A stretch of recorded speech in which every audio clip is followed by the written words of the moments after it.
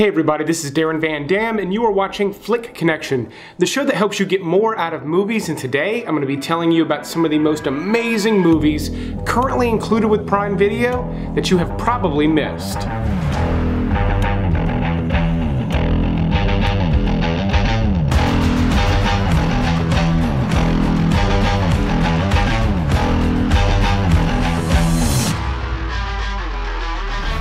So this is going to be a list of 10 hidden gem movies.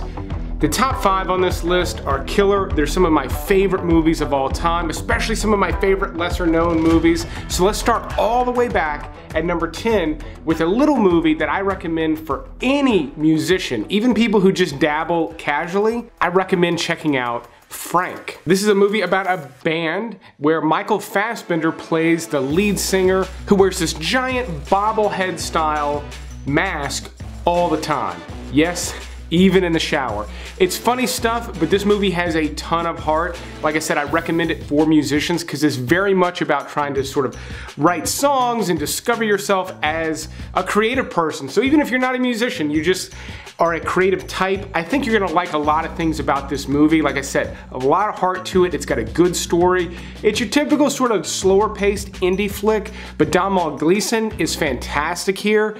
For some reason, they started putting him in everything, including Star Wars, and I think he's often miscast. I do like him, but I think this is one of my favorite things I've ever seen him in. It just fits him perfectly, and it is funny. Not a knee slapper, but a good, solid comedy if that's what you're in the mood for. Justin Lin would go on to direct several Fast and Furious movies, and some of the good ones actually, and also Star Trek Beyond, which is easily the weakest entry in that franchise, but one of his first movies is far and away still his best. It's called Better Luck Tomorrow. This came out in the early 2000s. I think it premiered at Sundance and had a lot of mixed reviews. A lot of people were very upset that it portrayed young Asian American high schoolers doing crimes, whereas other people like Roger Ebert felt like it was a great thing that they were finally getting these meaty, interesting roles and not just being sort of cast as these secondary characters. And I gotta say, I agree with Roger Ebert. I loved this movie when it came out. It's raw and edgy. It's got kind of an MTV thing, but cool MTV, like late 90s, early 2000s MTV, not current MTV. And it is these high schoolers that get wrapped up in some drugs and then petty crimes and then more intense crimes, and it's really well put together. It is a smaller movie. It does feel a little bit rough, sort of the way that it was made, but that's also kind of what's cool about it. If you're interested in that sort of thing, this is good. Just keep in mind, it is high schoolers, so they don't go way off the rails, but it's very interesting and very, very well done. One of the best and, quite frankly, darkest movies about the Saddam Hussein regime doesn't even feature Saddam Hussein. In The Devil's Double, Dominic Cooper plays Saddam Hussein's son and one of his son's doubles. He does a great job of playing both roles. It's got a little bit of a Prince and the Pauper kind of thing, but he plays a guy who's picked up from the streets to be one of the doubles of Saddam Hussein's sons, and he gets sort of thrust into this world of absolute madness. The big draw and big feature when it came out was Dominic Cooper's performance, because he is playing these two very, very different roles, and the son is this maniac character. So that's interesting to see, but it's also this fascinating window into the world of Saddam Hussein. Bonkers stuff going on in this movie, upsetting, tragic things, but incredibly well acted, very, very well produced, and just an all-around interesting movie that is also kind of important to watch. I think it's good to know that things like this were going on in the world. While we were all watching Ghostbusters and using slap bracelets, horrible, horrible things were happening to people. And yes, that is the role of journalism, but movies done this way, I think, are also very, very important to take in from time to time. Now, as dark as that was, my next pick is the only horror movie on this list, and it's by far the darkest movie on this list, and one of the darkest ones I've talked about on this channel for quite a while. It's called The Loved Ones. This is a Texas Chainsaw Massacre style horror movie from Australia. In this movie, a girl asks a boy to prom, and when he declines, her and her creepy father take matters into their own hands, and this one goes down a dark rabbit hole. If you like movies like the Texas Chainsaw Massacre, this is one of the better ones to have come out this century. One of the better horror movies done in this genre in a long time.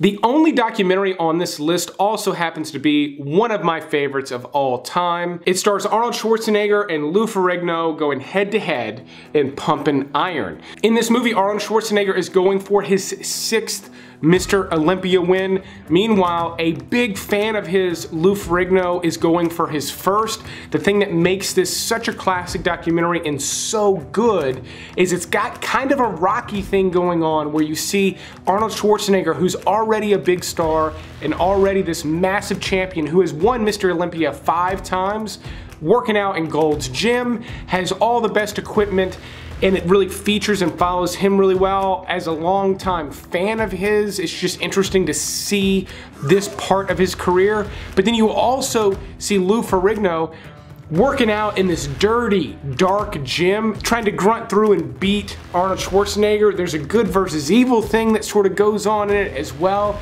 It's just expertly executed. Even people who don't typically like documentaries, if you do any sort of bodybuilding or have any sort of interest in Schwarzenegger whatsoever, I'm telling you, Pumpin' Iron is a must-watch. Before moving on to the top 5 on this list, I want to tell you about CyberGhost VPN. Not only are they today's sponsor, but they are also a fantastic way for you to access way more movies and shows with your existing Prime Video, Netflix, Hulu subscriptions. Like all VPN services, they keep your web browsing safe, secure, and private, but CyberGhost has specialized servers that are labeled UK Netflix, Australia Prime Video, Canada, Hulu, and they allow you to access those streaming services in those countries which have vastly different offerings than you have in your country. Maybe you're in a different country and you can't watch all the things I talk about on this channel. CyberGhost is the way to unlock them. Right now, my viewers can pay as low as $2.19 a month when they use the link in the description below.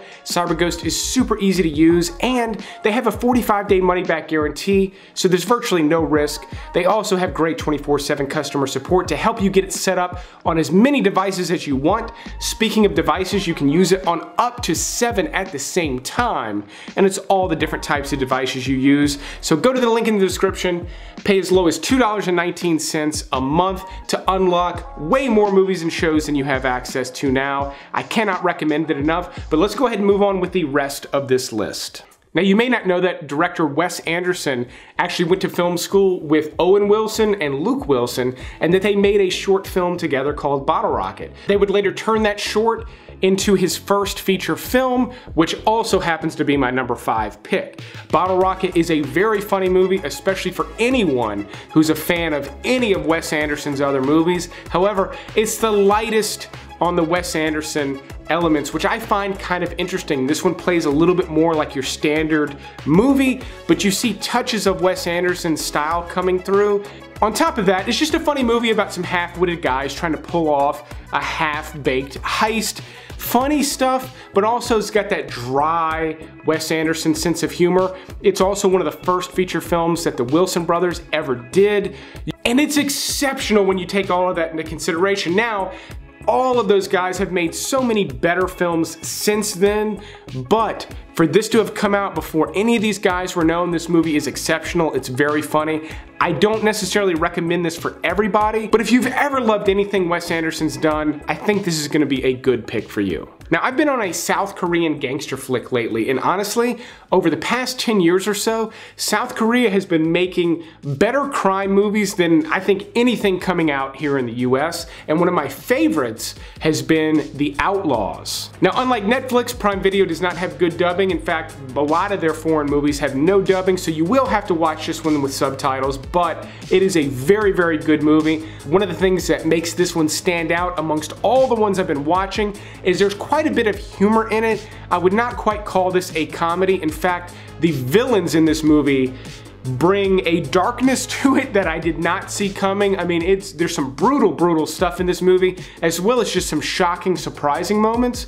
You can definitely tell that American movies, mostly from the 80s and 90s, have inspired a lot of these crime movies from South Korea, and they're doing amazing things with it. If you're interested in finding out kind of what's going on there and what they're producing in this genre. While The Outlaws may not be the best example, it is a fantastic one that I highly recommend. Quite possibly the funniest movie ever made about terrorists is actually about an extremist group trying to pull off a terrorist attack in London. IRA voice. IRA voice? They're terrorist vessel. Why do you want to do a terrorist voice? You'll get us nicked. Well, I'll be disguised then, won't I? Yeah, but as a terrorist. Riz Ahmed stars in this, and it's one of his earlier movies, and he's far and away the least funny person in it. But that's because he's sort of carrying this movie as the main character, and there is a good through line, there's a good story. I mean, you are following terrorists that want to do something horrible, but you're also learning why. And it's not done in a way that's like trying to be preachy or anything. You're just sort of a spectator, but then the people he has working for him are absolute buffoons, and there are just some great comedy scenes in this. They're all a little too long to get the point of for me to show you examples here, but really funny, dry stuff. I should also say, it's a topic that's very, very tricky to make funny, and this movie just manages to make it absolutely hilarious at every single turn. Fans of things like The Office, especially if you like maybe the UK version of The Office more than the American version, are gonna absolutely love this movie. Far and away the hottest movie on this list was actually directed by the Wachowskis for $1 million as one of the provisions for them to direct The Matrix. Now I tried to get that out in one sentence, but essentially they wrote The Matrix, wanted to direct it, had never directed a movie. Warner Brothers wanted to buy it, and they said, I tell you what, we'll give you $1 million to go make a different movie, and if you do a good job, we will let you direct The Matrix. Bound is that movie. In this movie, Gina Gershon and Jennifer Tilly are at their peak hotness. They have an intense sex scene in this movie because Gina Gershon plays a handy woman that falls in love with Jennifer Tilly, and they decide to rip off her boyfriend who is connected to the mob. So there's a lot of blood-soaked money in this movie. It's got this caper element that gets very complicated, but the Wachowskis did a beautiful job of sort of threading that needle and making this story work. This is an incredibly engaging hidden gem movie that I have enjoyed for years. I probably discovered it around 2000 and have watched it, I don't know, 10 times or so over the years. It's that good. It is just a surprising small crime movie. When you watch it, the reason they were allowed to make The Matrix will not be a mystery. If the best serial killer movie ever made is Silence of the Lambs, then the second best might also be from South Korea. I'm talking about I Saw the Devil. I Saw the Devil is a fairly action-packed movie about a hunt for a horrific serial killer. While it's not an action movie, there are quite a few scenes of action in it, which you normally don't get with serial killer movies. It's got a dark edge to it and a very good story. This is one of my favorite hidden gem movies to recommend here on the channel. Movies like this are the reason I recommend movies the way that I do, and this one is rarely available on streaming services, so I was super excited to be able to put it at #1 today. You will have to read subtitles, but it is well worth it. It's one of the best movies of its kind currently available on streaming, or currently available anywhere for that matter. But let me know in the comments below what you look forward to watching the most on this list, and also help me thank the Patreon supporters. If you're interested in becoming a Patreon supporter, there's a link in the description below. There's also a link down there where you can become a channel member and get access to exclusive videos so that you never run out of good movies to watch. But I will keep making videos like this as long as you keep watching them. Thanks for watching this Prime video list, and you will see me on the next one.